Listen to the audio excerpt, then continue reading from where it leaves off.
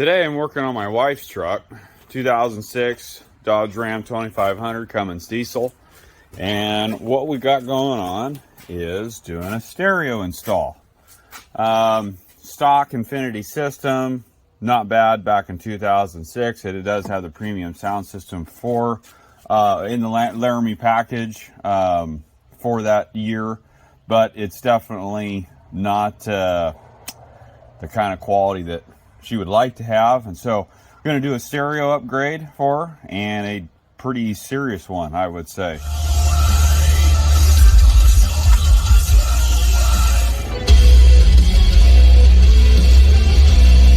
Going with mostly all Alpine products. I'm kind of an Alpine guy, especially the old school stuff.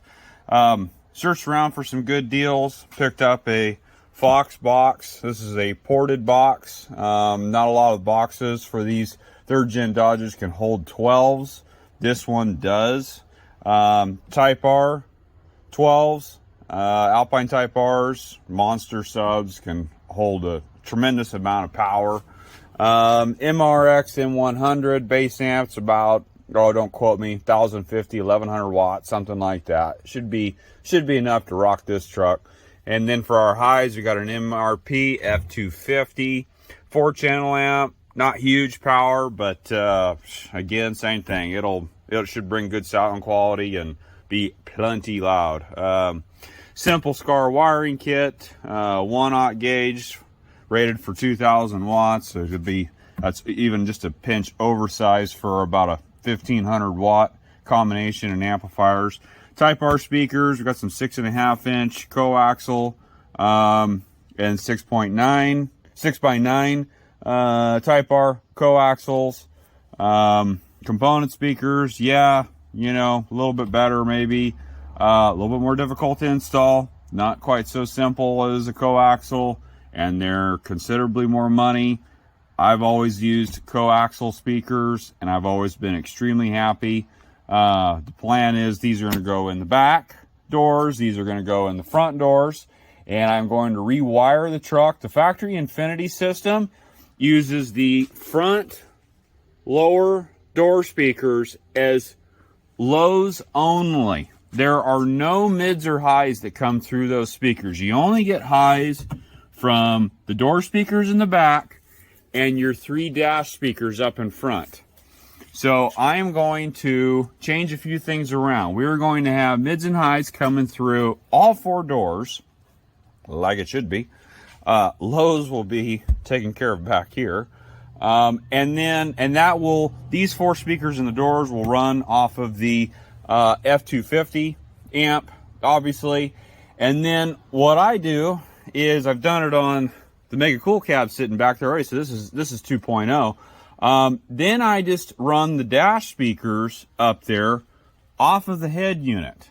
And so in theory, you get kind of a 9 speaker setup, going on. And so, where most of the power is going to be coming from that amp coming out of the 4 door speakers, but then you get, the radio's small, undersized amp is enough to run a couple 3.5s and just kind of give a little bit more sound coming off the dash and a little bit more, fill the truck with more surround, say. And we have a Stinger Heigh10 head unit, 10-inch screen, with a custom bezel being made for it. And, I'll give a update on that, towards the end of this video. There's a plastic plate on the firewall in these third gens, and if you've ever installed, EFI Live or any kind of tuners, you're probably going through the firewall right here. It's a great place to run your main cable for your stereo, and so I drilled a 1/2 inch hole for my 1/0 cable right on through. And this is what the power cable looks like, all finished up. 1/0 coming in through the firewall, through that plastic insert, up to through the fuse. Make sure you have the right fuse for the amperage that you're going to pull. And then through and connected to the battery, and there it is. Make sure that your fuse is securely fastened somewhere. I chose to just zip tie onto that harness. It's nice and solid. It'll be just fine for 150,000 miles. Okay, I've got both of my amps installed. Got power, goes up through here, up to the firewall. Got the remote wire up to the head unit all installed. The wiring continuing over to the secondary amp for the highs. Got to start running speaker wire at this point. As you can see, there's no seats in the truck. Yeah, they're kind of a pain in the butt. You need a helper to kind of help you get them out without banging into the door panels and whatnot. But on a big install like this, you know, just getting the screws in to get your amp all secured, you almost have to have the seats and everything out of the way. And it's worth it because it's way easier now with, you know, you got room to work. And so on to the next. Now to get this bezel off, you just keep working your tool all the way around the perimeter of it, and these little fasteners start to kind of pop loose for you. Kind of a pain in the butt.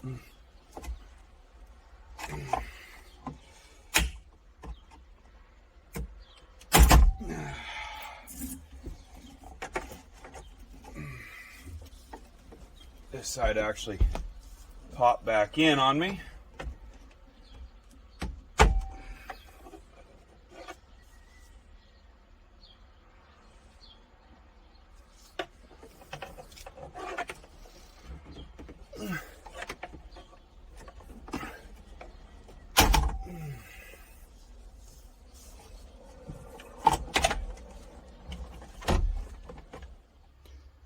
Now, one thing is, a lot of these trucks are getting older now.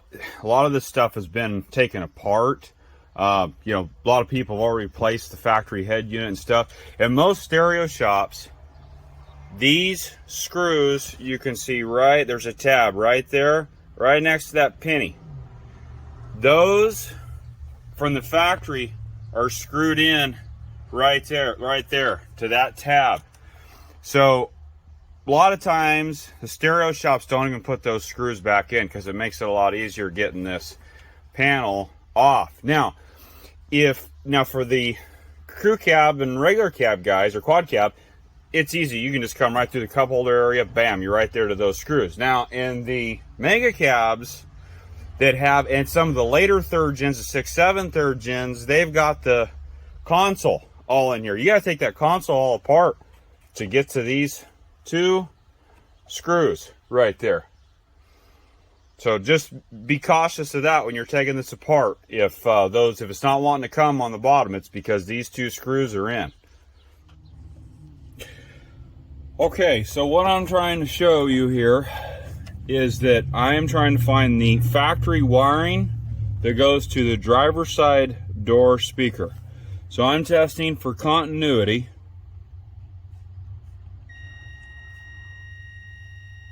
There it is right there. So green with a blue striper is a green with a blue striper. So there they are right there for the driver's side speaker front. There they are. So I'm going to tap into these. I'm going to snip these and then run my speaker wiring from my amp and tap in right here so that I don't have to mess with trying to get speaker wire through those door grommets, because that's a pain in the butt. A professional stereo guy, he probably says, oh, this is how to do it. But for a professional amateur like me, that's a pain in the butt. So that's the little trick right there, is use the factory wiring. It's already there. Working on the rear driver's side door. 2 wires in here.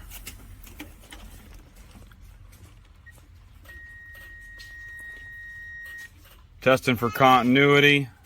It's these 2 right here. We've got they're both gray. One with a blue striper and one with a lime green striper. Very careful, you got to try to find them, but you have to use continuity, otherwise you'll never get it right.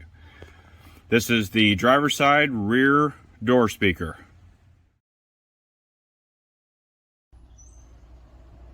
Okay, now we're working on the passenger side front door speaker. And there they are right there. You can see my 2 dots in them.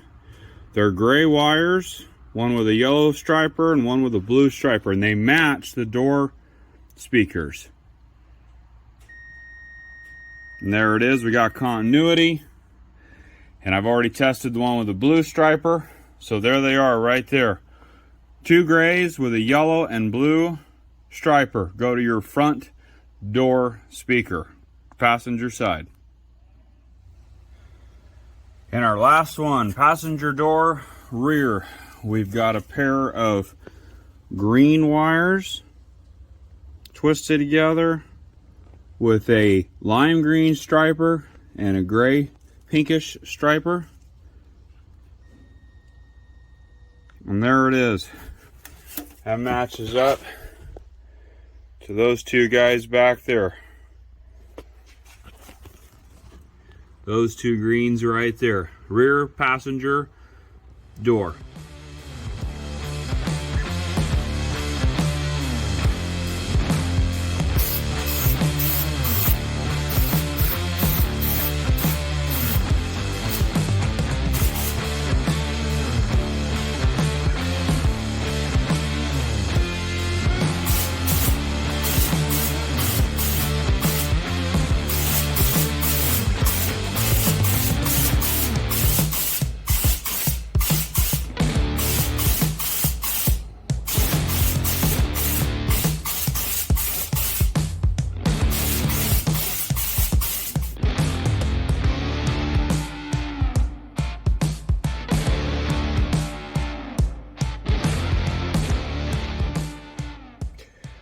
Okay, I've removed the old crappy Sony and got it out of here, and I slowly transferred the wiring harness from the Sony wiring harness over to the Stinger wiring harness, going over to the factory or the aftermarket pigtail that plugs into the factory harness. So coming out of here, it comes in. It's hard to see because there's so many wires and everything, but you've got to wire in your head unit's wiring harness to your aftermarket pigtail that then plugs into your factory harness of whatever vehicle you're working on. Assuming you're watching this video, you're probably working on a Dodge like I am. So it's a lot. There's a lot of wires depending on the head unit that you use. This one, the Stinger Heigh10, it has a lot of stuff in it, a lot of features in it. A lot of audio features, so it's got to kind of slowly sort through all this stuff, get speaker wires hooked up, all the little things reversed, getting the reverse camera, you know, on our RCA outs that I'll have to plug into here, and then the HDMI stuff is kind of a pain, but we got HDMI to be able to do screen mirroring and Android Auto. But main thing is just going slow. Make sure you got everything wired correctly and getting it nice and tidy and tucked in properly where nothing's going to come apart on you 6 months from now. Got the stereo all wrapped up, all finished, wiring done, all the media is completely done, and going over the way the system, the design of the system is we've got the 1000 watt Alpine amp in the back, powering 2 Type R 12s. We've got Type R speakers in the door panels, 6x9s in the front, 6.5s in the back doors. Those are being powered by a 4-channel Alpine amp. Now what I did is up front, I, instead of just abandoning, some people just abandon the dash speakers in these trucks. Some people, if you install component speakers in the doors, you can put the little tweeter up in the dash. With me, I like coaxial speakers. So what I did to not abandon the dash speakers is I left the dash speakers powered by the head unit themselves. So we've got amp power on our door speakers, and then we've got head unit power for these little 3.5s, and I think that little center speaker's a 2.5 or something like that. Sounds really good. I mean, you got full like surround kind of sound going on. You got a 9-speaker system. That all turned out really well. Wiring's all professionally done, tucked away, and you never know that there's a lot of feet of wiring underneath this carpet. But the Stinger unit itself is probably the best part of this truck now. I ordered a 22 Ram 3500 Limited. It's on its way with the full 12-inch screen that Ram's now offering, and my wife was like, okay, I gotta have something, some new technology. I gotta have a screen. And so she picked out this Stinger. This is a really nice unit. We found a guy, Samuel Walker, Walker Audio Design out of Nampa, Idaho. He made a custom bezel for his truck. We saw some pictures on the 3rd Gen Facebook group, and it looked terrific. And so he said, hey, we got to have one of those. And so he built us one, and there it is. There's if you scroll back, you can see the footage of the paintwork. Obviously, we got some pictures of it there, but this is the finished product. He did an excellent job. It looks factory. I mean, this truck, instead of being a 15-year-old truck, I mean, this looks inside. This looks like something that's 5 years old or even less. And this Stinger unit is really easy to use. The layout is really simple. The backup camera works. We've got HDMI to be able to screen mirror. We've got Android Auto. Of course, the phone and everything, all that stuff works. But what's really nice is just this is a very simple unit to use. She's really happy with it so far, and I'm a big fan of simple. Boom, you're into your audio controls, equalizers, crossovers. And if you want to use the factory EQ settings, boom, there they are right there. It's laid out well. It's not a complicated head unit to use.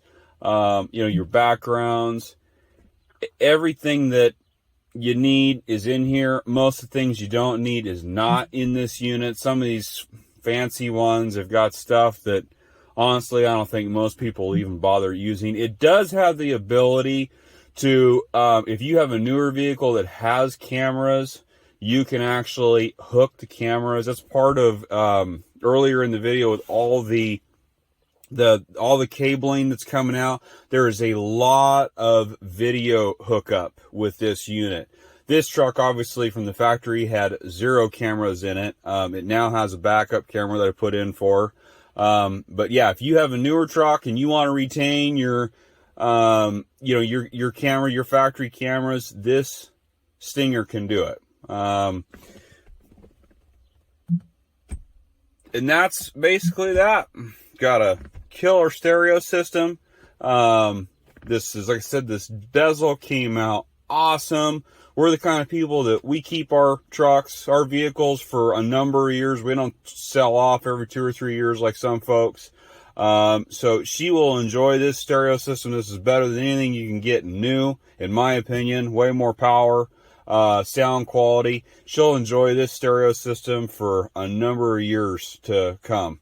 And the last little feature that is pretty darn cool, that she wanted, and I thought, well, what do we need that for? But you know what? Driving and playing with it, bass knob. That's a handy little tool right there. It's pretty inexpensive. It's pretty easy to install. All you have is like a phone jack cord that goes to the amp, depending on what amp you use. But I would highly recommend, if you have a lot of power like this truck has, you've got some pretty serious subs going on, I would put one of those in. Smaller setups, like I've only got a 500 watt amp and with a couple of 10s in there. It's not a high power setup. It's perfect for me. I probably wouldn't really need the bass amp, but for a system like this, I mean, this thing will rock this truck. That bass knob is a pretty cool little feature, because some songs are just so bassy versus others that don't have a whole lot of bass, and boom, you can just in 1 second adjust your bass to how you want it. So there it is, all wrapped up, all ready to roll down the road and rock out.